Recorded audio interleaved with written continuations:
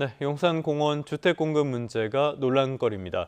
김윤덕 국토교통부 장관과 오세훈 서울시장은 입장 차이를 좁히지 못했는데요. 애초에 이 용산공원 문제가 부동산 불안을 해소할 핵심 해법인지도 의문입니다. 오늘은 주원 현대경제연구원 연구본부장과 함께 이 내용 짚어보도록 하겠습니다. 본부장님 어서 오십시오. 네, 안녕하십니까. 자, 어제 김윤덕 장관 그리고 오세훈 시장이 만나서 이 용산공원 문제에 어떤 접점을 찾을 수 있을까 많은 분들이 관심을 기울였거든요. 근데 뭐 결론적으로는 별로 입장 차이를 좁히지 못한 것 같아요. 네, 뭐 입장은 명확합니다. 김윤덕 국토교통부 장관은 이제 용산공원을 개발해서 예. 주택을 공급하자. 근데 오세훈 시장은 거기는 원래 녹지고 공원 용도로만 이 법이 그러니까 용산 그 공원 조성 특별법이라는 게 제 특별법이죠. 기억으로는 예. 노무현 정부 2007년 맞습니다. 때 예. 만들었고요. 그때 만든 그 조항 중에 국가가 용산공원 본체 부지 전체를 조성하고 관리하고 그리고 공원 외 목적으로는 용도 변경을 금지한다. 이 조항을 딱 넣어버렸거든요.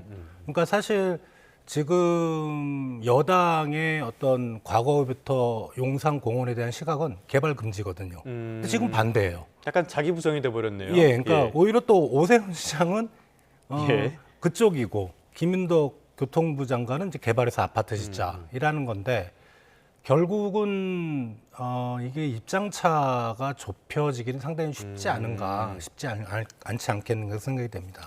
여당 쪽에서는 그러니까 여권 내부에서는 용산공원을 대대적으로 활용해서 많은 가구를 공급해줘야 된다 이렇게 얘기를 하고 있고요. 오 시장은 여기 말고 캠프킴이라든지 격리단이라든지 주변 부지를 활용하겠다 이렇게 이야기를 하고 있거든요. 그런데 주변 부지로만 공급을 한다면은 이 충분한 물량을 확보할 수 있을까 의문이 들긴 하거든요. 주변 부지는 저도 이제 지도를 한번 봤는데 예. 되게 작아요. 그러니까 용산공원이 엄청나게 크고 주변 예. 부지는 뭐 얼마 안 되기 때문에 저거를 공급한다고 충분량은 공급하기는 어렵고 이게 오세훈 시장 쪽의 입장의 얘기를 들어보면 그냥 개발하는 흉내만 내자. 거기에 뭐 예. 용적률을 아무리 높여서 아파트를 몇십 층 짓는다고 하더라도 예. 그렇게 많은 가구가 들어오기는 어렵지 않을까 생각이 됩니다. 자, 그렇다면은 주변 부지로는 한계가 분명하고요. 그런데 용산공원도 한번 봐야 될 것 같습니다. 용산공원에 지금 뭔가 아파트를 지으면은 문제가 해결될 것 같은 여권 내 움직임이 있긴 한데요. 실제로 이게 문제를 해결할 수 있는 핵심 사안이 맞긴 합니까? 일단은 서울시라든가 이제 정부에서 수도권이라든가 서울 외곽 쪽에 이제 부지와 용산공원의 어떤 부지 면적을 비교를 해보면 예. 극히 일부분이고 그리고 우리가 이제 상식적으로 이 부동산 투기를 해보신 분들 얘기를 들어보면 예. 거기 분양 단가가 어마어마할 거라는 거죠. 아. 예, 그래서 정부가 얘기하는 뭐 청년 신혼부부 들어올 예. 수도 없다는 거죠. 예. 돈이 없어서. 그러니까 결국은 투기를 주장하지 않을까. 그러니까 예를 들어 그런 거죠. 뉴욕 쪽에 주택이 모자라서 예. 맨하탄에다가 아파트를 짓는다? 아, 뭐, 예. 못 사죠. 예. 그게 분양가가 어마어마할 거잖아요. 예. 그래서 마용성 우리 보통의 마포 용산 할 때 그 강남보다는 요새 이제 마용성이 뜨잖아요. 네. 저 분양 단가라든가 그다음에 이런 것들이 어마어마할 거기 때문에 정말 필요한 사람들한테 그 주택이 돌아갈 건가 아니면 정말 부동산 투기에 눈이 빨간 예. 사람들한테 돌아갈 건가 우리가 나중에 좀 생각을 해봐야 될 것 같아요. 알겠습니다. 요거는 핵심 요소가 아닐 수도 있겠는데요. 일단 정말 한다 그래도 토지 정화 문제나 교통 문제나 주민 설득 문제 여러 가지 문제점들이 있을 것 같습니다. 말씀해 주신 특별법 개정 문제도 있고요. 자, 이런 상황 속에서 한국부동산원의 지표가 또 나왔습니다. 요즘처럼 이렇게 관심을 많이 받는 때도 없는 것 같은데 일단은 8.13 대책, 세제 개편 이런 영향을 받아서 강남, 서초는 2주 연속으로 하락을 했어요. 강남이 이제 서초 쪽이 이제 그 보면은 요번에 규제의 어떤 핵심이기 때문에 예. 강남과 서초는 2주째 하락을 했고요. 근데 서울 아파트값 전체를 보면 80주 연속 지금 상승하고 있습니다. 그러니까 어떻게 보면 강남 서초 쪽만 좀 많이 줄었고 보시면 이제 가장 높은 데가 성북이거든요. 예. 0.45%. 저게 이제 주간 단위로 그러니까 예. 연간으로 계산해 보면 25%더라고요. 예, 그럼 예를 들어 뭐 10억이면 복리로 봐야 12억 되니까. 5천이 예. 되는 거예요. 예. 그래서 오히려 보면은 이제 빨간색, 짙은 빨간색 쪽이 많이 오른 지역인데 강북 쪽으로 좀 넘어가고 있죠. 네. 예.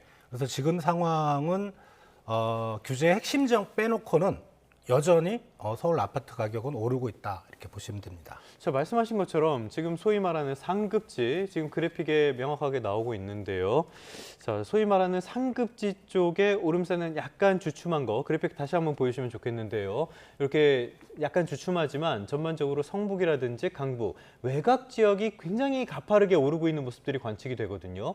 이거는 오히려 수요가 줄었다가 아니라 옮겨갔다, 이렇게 봐야 되는 부분 아닙니까? 그렇죠. 뭐 서초 강남 이쪽은 워낙 그 고가의 아파트이기 때문에 수요가 사실은 아주 강하진 않거든요. 그러니까 현금 부자들만 투자를 할 수 있는 그런 곳이고. 예. 그런데 이제 한강 이북 쪽이라 그러죠. 우리 뭐 성북이라든가 노원이라든가 이런 쪽 보면은 아파트 평균 가격이 아래쪽보다는 좀 낮잖아요. 그러니까 대출도 좀 비율을 보면은 대출로 충당할 수 있는 나오죠. 부분도 있고. 예. 그리고 이제 아래쪽은 너무 규제가 강하다 보니까 그쪽에 들어가기는 어렵고 그러다 보니까 이게 일종의 풍선 효과죠. 그런 수요가 한강 이북 쪽으로 지금 몰리고 있다고 보시면 될 것 같습니다. 자, 말씀하신 것처럼 풍선 효과가 명확하게 나타나고 있는 그런 시장인데요. 문제는 전세, 월세 이 부분에 있어서도 매매 수요를 자극하는 부분들이 많이 보입니다. 전세값 역시 강북과 수도권 외곽을 중심으로 오르고 있다고 하는데 이 배경은 뭘로 봐야 될까요?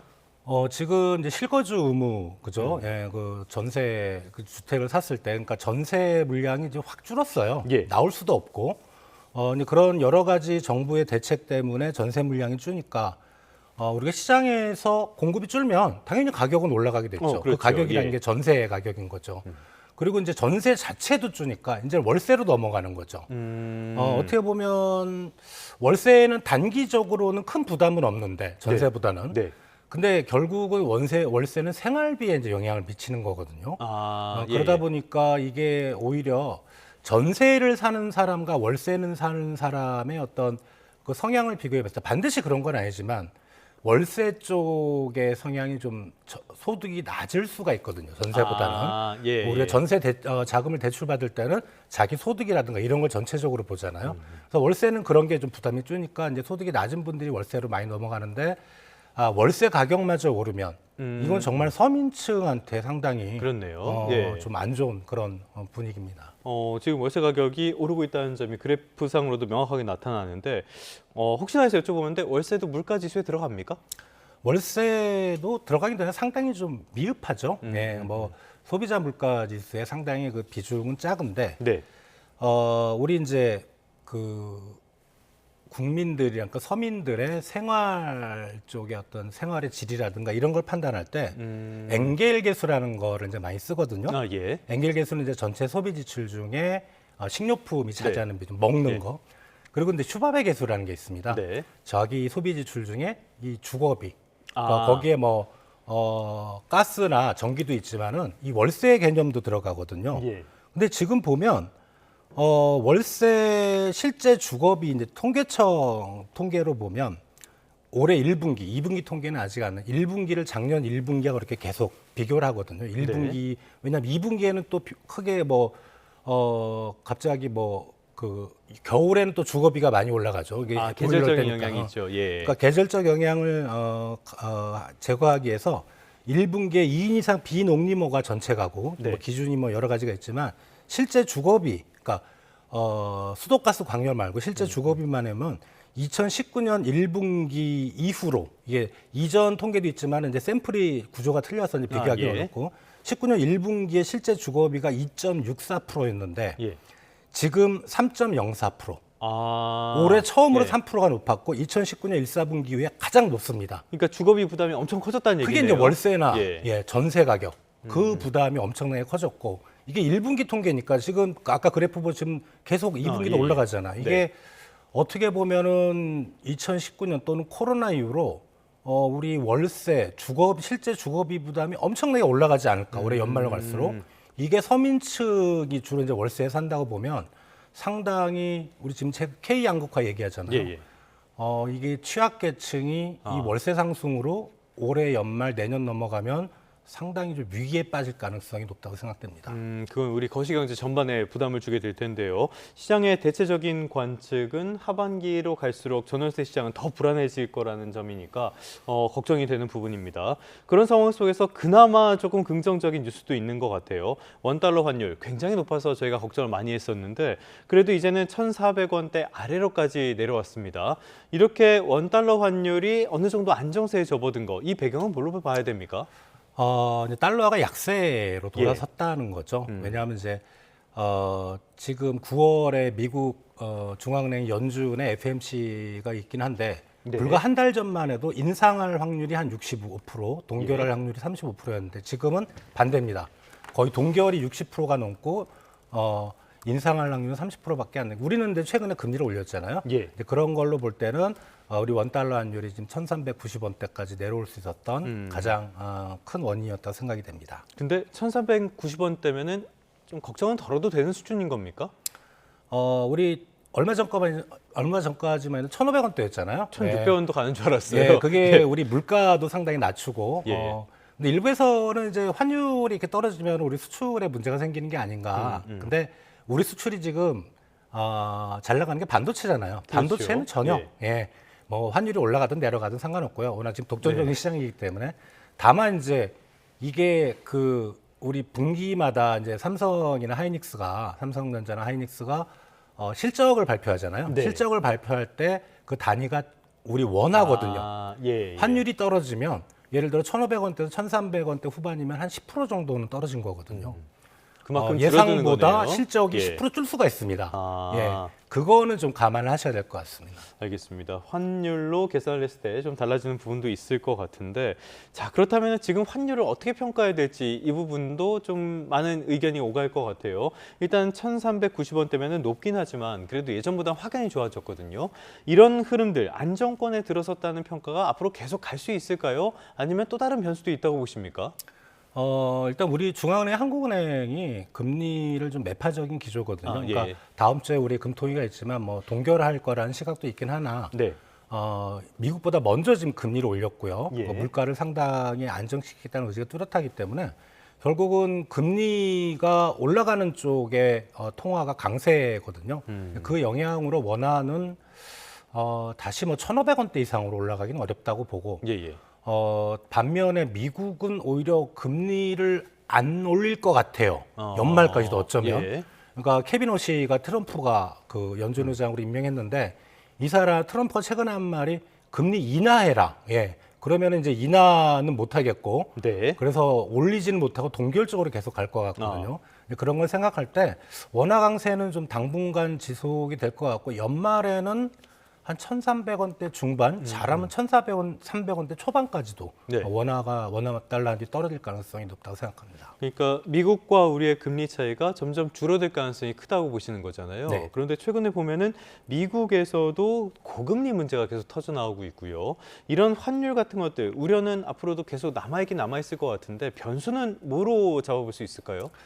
일단은 미국 경제의 방향성이거든요. 지금 미국이 금리를 조금씩 올릴 거라고 많은 사람이 예상했다가 최근 한두 달 사이에 네. 미국 경제 고용 지표도 나빠지고 그래서 미국이 경기 꼭대기를 내년 언제쯤 찍고 내년 하반기에는 미국 경제가 떨어진다는 예. 그러면은 통화 정책이 뭐 우리나라도 그렇고 미국 중앙은행도 그렇고 뭐 일본은 그렇고 갑자기 확 변동성이 생기면서 방향성을 못 잡고 갈피를 못 잡을 경우가 있습니다. 예. 그리고 미국 경제가 나빠진다는 건 우리 수출이 안 된다는 거거든요. 사실 우리 반도체 수출을 끌고 있는 건 직간접적으로 보면 미국의 AI 산업인데. 당장 직격탄이 오네요. 그렇죠. 예. 그래서 그런 방향성을 생각할 때 우리가 어느 방향을 예단할 수는 없으나 환율이 불안해질 가능성이 높은 타이밍의 신호는 미국 실물 경제 지표가 갑자기 나빠지는 그때를 생각하시면 될 것 같습니다. 특히 뭘 보는 게 좋겠습니까? 제일 중요한 거는 우리 S&P 500 그리고 나스닥 그다음에 나스닥에 상장되어 있는 뭐 반도체 필라델피아 반도체 지수 그 주가를 보는 게 주가 지수. 제일 빠릅니다. 알겠습니다. 최근에 미국 주가 지수도 약간 주춤한 상황이니까요. 어떤 흐름으로 이어질지 앞으로도 계속 지켜볼 필요는 있어 보입니다. 이게 우리 경제에도 직접 영향을 미치게 될 테니까요. 오늘은 주원 현대경제연구원 연구본부장과 함께 다양한 경제 이슈들 진단해봤습니다. 오늘 말씀 고맙습니다.